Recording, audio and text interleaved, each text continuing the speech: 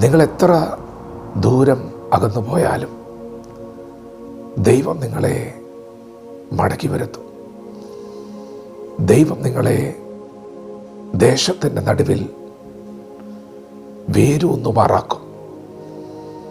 നിങ്ങൾ വേര് പിടിക്കില്ല, നിങ്ങൾ വളരില്ല, തളിർക്കില്ല എന്ന് വാദിക്കുന്ന ശക്തികളുടെ നടുവിൽ തന്നെ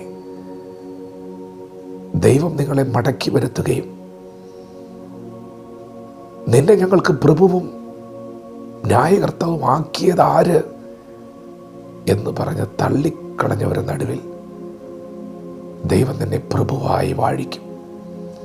ദൈവത്തിൻ്റെ ദാസനായ മോശെ മിസ്രൈമിൽ നിന്ന് ഓടിപ്പോവുകയാണ്. തൻ്റെ 40-ാമത്തെ വയസ്സിൽ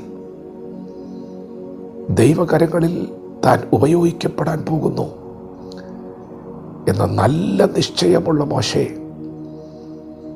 ദർശനമുള്ള മോശെ, സഹോദരന്മാരെക്കുറിച്ച് വലിയ ആത്മഭാരമുള്ള മോശെ, ഫറവോന്റെ പുത്രിയുടെ മകൻ എന്ന് വിളിക്കപ്പെടുന്നത് നിരസിച്ച് ക്രിസ്തുവിൻ്റെ നിന്ന വലിയ ധനമെന്ന് എണ്ണിക്കൊണ്ട്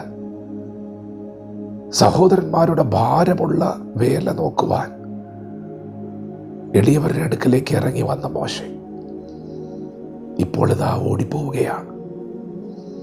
മോശയ്ക്ക് നിൽക്കാൻ കഴിയുന്നില്ല. അല്ല, മോശയെ നിർത്തുന്നില്ല. മോശ ഇവിടെ വളരണ്ട, മോശ ഇവിടെ വേണ്ട എന്നുള്ള വാദം ശക്തമാണ്. പ്രിയപ്പെട്ടവരെ, മോശയുടെ കുടുംബം വിശ്വാസത്തിന് വേണ്ടി എടുത്തു വെച്ച സ്റ്റെപ്പുകൾ എത്ര വലുതാണെന്നറിയാമോ? മിസ്രൈമിലെ അടിമത്വത്തിൽ എബ്രായ കുഞ്ഞുങ്ങളെ മുഴുവൻ കൊന്നെടുക്കണമെന്നുള്ള രാജകൽപ്പന ഭയപ്പെടാതെ ധീരതയോടെ വിശ്വാസത്തിന് വേണ്ടി നിന്ന കുടുംബമാണ് മോശയുടെ കുടുംബം. മരണ നിഴലിൻ്റെ താഴ്വരയിൽ നിന്നും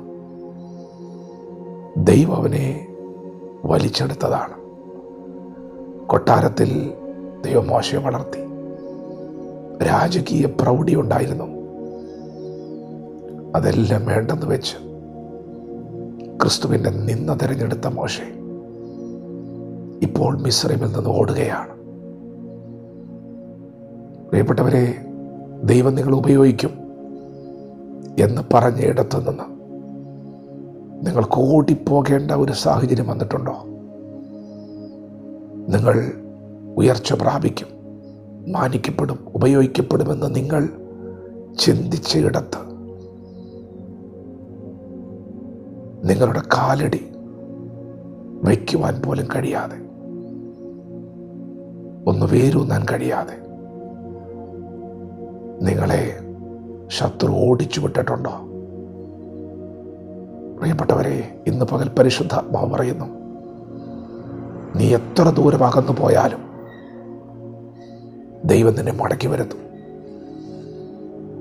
ദൈവമാണ് നിനക്ക് ദർശനം തന്നതെങ്കിൽ, ദൈവമാണ് നിന്നോട് ആലോചന പറഞ്ഞതെങ്കിൽ നീ ഒരിക്കലും വേര് പിടിക്കില്ലെന്ന പിശാചു വാദിക്കുന്നിടത്ത്, അത് മരുഭൂമിയാണെങ്കിൽ അവിടെ തന്നെ, ഒരിക്കലും വേര് പിടിക്കാൻ സാധ്യതയില്ലാത്ത ഫലഭൂയിഷ്ടമായ അത്തിവൃക്ഷത്തെ ദൈവം വെച്ചുപിടിപ്പിക്കും. ദൈവം നിങ്ങളെ ഉപയോഗിക്കും. എവിടെയാണോ നിങ്ങൾ തള്ളപ്പെട്ടത്, എവിടെ നിന്നാണോ നിങ്ങൾ പുറത്താക്കപ്പെട്ടത്, അവിടെ തന്നെ ദൈവം നിങ്ങളെ മടക്കി വരുത്തും. ദൈവം നിങ്ങളെ മടക്കി വരുത്തുമ്പോൾ അവൻ നിങ്ങളെ പ്രഭുവായി മടക്കി വരുത്തും. അഭിഷേകത്തോടെ മടക്കി വരുത്തും, അധികാരത്തോടെ മടക്കി വരുത്തും, മാന്യതയോടെ മടക്കി വരുത്തും. വിശ്വസിക്ക്, ദൈവം നിങ്ങളോട് പറഞ്ഞ വാഗ്ദത്തങ്ങൾ ഒന്നുപോലും കുറയാതെ നിങ്ങളുടെ ജീവിതത്തിൽ നിറവേറുന്ന സമയങ്ങൾ അതിവിദൂരമല്ല. വിശ്വാസത്തോടെ പ്രതികരിക്കാം.